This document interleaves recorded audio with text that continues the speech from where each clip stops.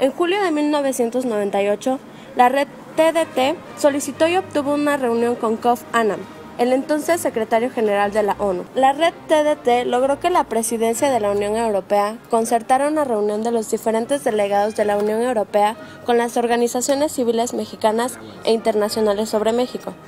Se logró que la Amnistía Internacional considerara a México como uno de los países prioritarios para el trabajo en la ONU. En cuanto hubo presión por parte de otros países, el gobierno de Zedillo empezó a hacer concesiones tácticas a través de la Procuraduría General de la República, la cual estableció una unidad para investigar las amenazas contra defensores, y el gobierno de Zedillo invitó al relator sobre tortura a realizar una visita a México.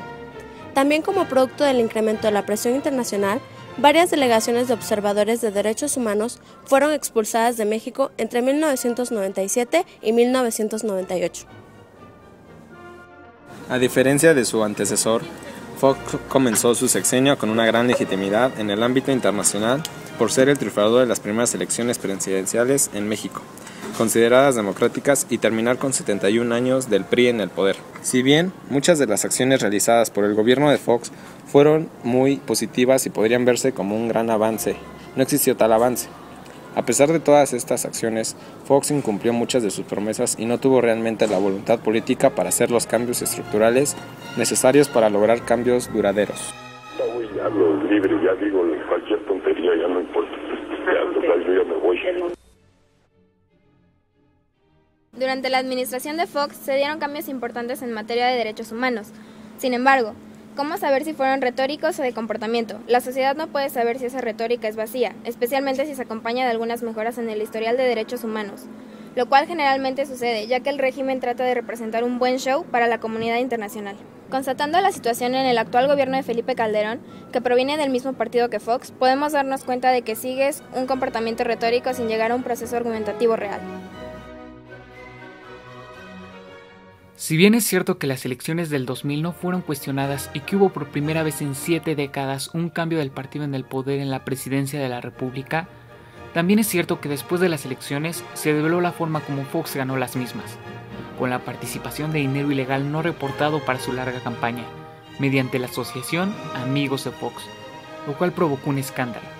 Posteriormente, en 2004, aplicando arbitrariamente la ley por la falta del cumplimiento de una resolución judicial, Fox se empeñó en lograr el desafuero del principal contrincante de la oposición para la presidencia de la República, Andrés Manuel López Obrador, mediante una acusación penal por desacato por parte de la Procuraduría General de la República. Posteriormente, aunque logró el desafuero de AMLO, en ese entonces jefe de gobierno del Distrito Federal, hizo que renunciara el Procurador General de la República y se desistió de la acción penal. Su intervención ilegal en el proceso electoral llevó a que el Tribunal Federal Electoral determinara que Fox puso en riesgo las elecciones. A pesar de lo anterior, el TRIFE no emitió sanción alguna en contra del presidente y su partido, y esa resolución no influyó en las elecciones más cerradas de la historia de México. Como resultado de lo anterior, la elección del 2006 ha sido considerada por muchos un retroceso para la transición a la democracia en México.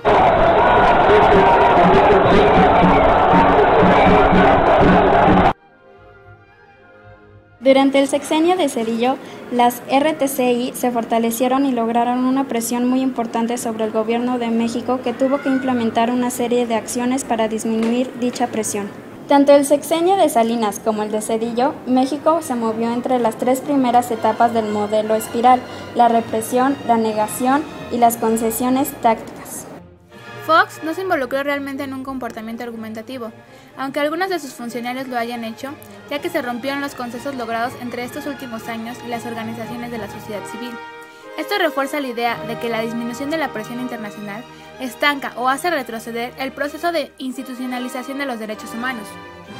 El modelo asume que la institucionalización de los derechos humanos traerá finalmente como consecuencia la implementación de los estándares internacionales de derechos humanos, pero no asume que, en ciertos casos, dicha institucionalización puede llegar a ser contraproducente y revertir la situación, no solo por la falta de presión, sino también por la apropiación del discurso de los derechos humanos.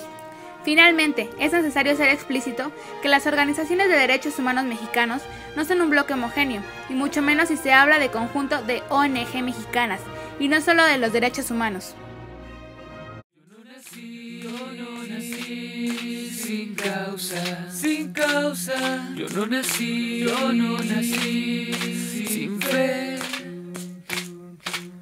Mi corazón pega fuerte para gritar a los que nos mienten y así perseguir a la felicidad. Y así perseguir a la felicidad. Es un derecho de nacimiento.